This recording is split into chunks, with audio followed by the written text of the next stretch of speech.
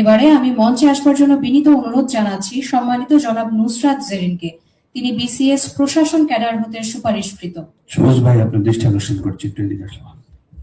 একটি জোরে করতালি হয়ে যাক 46 বিসিএস প্রশাসন হতে সুপারিশকৃত জনাব নুসরাত জেরিনের জন্য।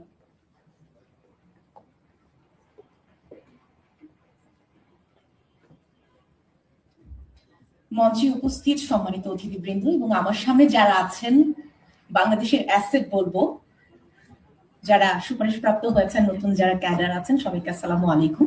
আমার পরিচয়টা একটু দিই। আমি শহীদ সোহরাওয়ার্দী মেডিকেল কলেজ থেকে পাশ করেছি, একজন ডাক্তার। বিসিএস এর পিছনে না আমারও একটা কাহিনী আছে, ছোট্ট করে একটু বলি। আমি একটা কফি শপে একদিন বসেছিলাম, ঢাকার একটা কফি শপে। তো আমার একজন ফ্রেন্ড আমার সাথে ছিল। সে বললো, কি রে তুই পড়তেছিস না কেন?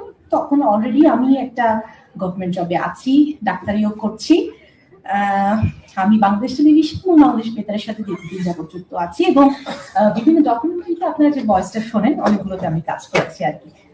তো আমি তখন ভাবলাম যে সে যেহেতু এই কথাটা বলেছে, নিশ্চয়ই আল্লাহর তরফ থেকে একটা নির্দেশ, যে একটু ট্রাই করে দেখলাম না।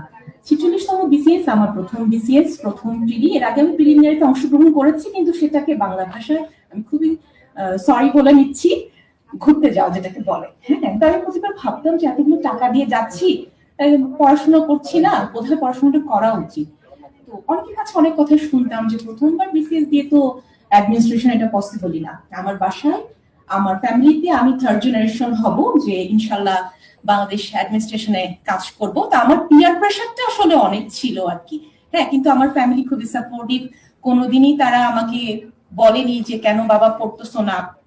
ডাক্তারিও করতেছিলাম, জবও করেছি, 16-17 ঘন্টাও আমি শুট করেছি। আমি আর কিছু দেখিনি আসলে যে পড়তে হবে, চান্স পেতে হবে, প্রথমবারে প্রশাসনে হবে না এরকম কোনো কিছু।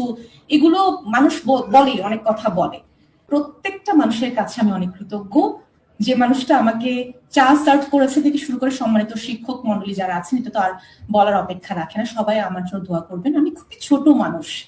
আমি তারপরেও একটু কথা আপনাদেরকে বলি।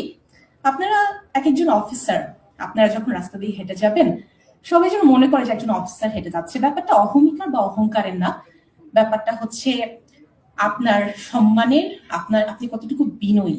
হ্যাঁ, আপনি কথা বলবেন, আপনার মানসিকতা, সবকিছুর মধ্যে যেন একটা সৌন্দর্য বোধ থাকে, এটা হচ্ছে কথা। আর আরেকটা কথা হচ্ছে যে এত বছর আমরা পড়ালেখা করেছি। আমি আমার মাকে বলছিলাম যে বিগত কয়েক বছরে নিজের স্বাস্থ্যের দিকে আমি কোনো খেয়াল রাখি না। আজকে সকালেও আমি টেস্ট করে আসলাম, এত অসুস্থ হয়ে গেছি। আপনারা সবাই নিজেদেরকে একটু খেয়াল রাখবেন। হ্যাঁ, নিজের স্বাস্থ্যটা নিজে যদি সুস্থ থাকেন না, আপনারা এই যে জাতির সেবা, জনগণের সেবা যেটাই বলেন না কেন, অনেক ভালো করতে পারবেন। সবার জন্য শুভকামনা, আমার জন্য সবাই দোয়া করবেন। ইনশাল্লাহ আপনাদের সাথে চাকরির বিভিন্ন সময় দেখা হবে। আসসালামু আলাইকুম।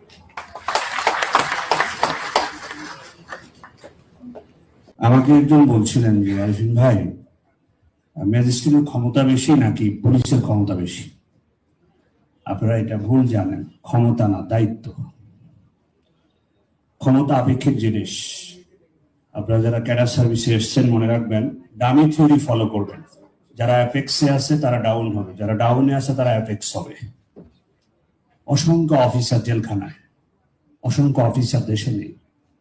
এক সময় ফোন দিলে বলতো হেলিকপ্টারে আছি, উঠতেছি। আমি ওই দিন জেলখানায় দেখতে গেলাম একজনকে, কিভাবে এখন দাড়ি টাড়ি রেখে অনেকটা ইয়েমেনি দরবেশ হয়ে গেছে। কিন্তু ক্ষমতার খুব গরম ভালো না। একটা পুলিশ ক্যাডার পেলাম, পুলিশ আর অ্যাডমিন বিয়ে করলো। তো গ্রামের বাড়ি যাচ্ছে, গ্রামের রাস্তা হচ্ছে উঁচু কালভার্ট গুলো। তো ছেলেটা ওই গ্রামের ওয়াইফ নিয়ে যাচ্ছে। ইতোমধ্যে যিনি রিক্সা চালক, পুলিশ ক্যাডারেরই পরিচিত আঙ্কেল। স্বাভাবিক অর্থে একটা ছেলে মেয়ে যখন গ্রামে ক্যাডার হয়, তার পরিবারের মর্যাদাটা আল্লাহ তাআলা বাড়ায় দেয়। কারণ অক্লান্ত পরিশ্রমের ফসল একটা ক্যাডার। আপনি কল্পনা করতে পারবেন না, আপনার বাবাকে পিছন থেকে আঙ্গুল দিয়ে দেখায় যে এটা ক্যাডারের বাবা।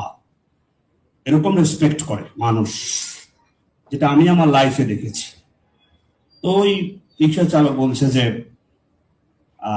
ভাতিজা, যেহেতু নতুন বউ এসছে, উঁচু কালভার্ট, তুই রিক্সাটা একটু ঠেলা দে, বৌমা না নামুক। এখন তার খুব মাইন্ডে লাগছে, ওয়াইফের সামনে রিক্সা চালক ভাতিজা বলছে না টানেন রিক্সা টানেন। রিক্সা যখন এরকম উঁচু কালভার্টে তুলেছে, মুরব্বী মানুষ তো রিক্সা ধরে রাখতে পারছে না, রিক্সা এবার ছেড়ে দিছে। তো নিউটনের থার্ড ল, রিক্সা পিছনের দিকে এসে খালে পড়ে পানিতে চুবেছে। তার ম্যাজিস্ট্রেট বউকে গ্রামীণ প্রথায় পানি যেভাবে বের করে পেটে চাপা দিয়া, এবার খুব ভালো লেগেছে।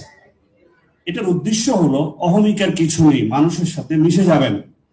আশা করি আমি বুঝাতে পারছি। অনুষ্ঠানের একটু ব্যত্যয় করলাম।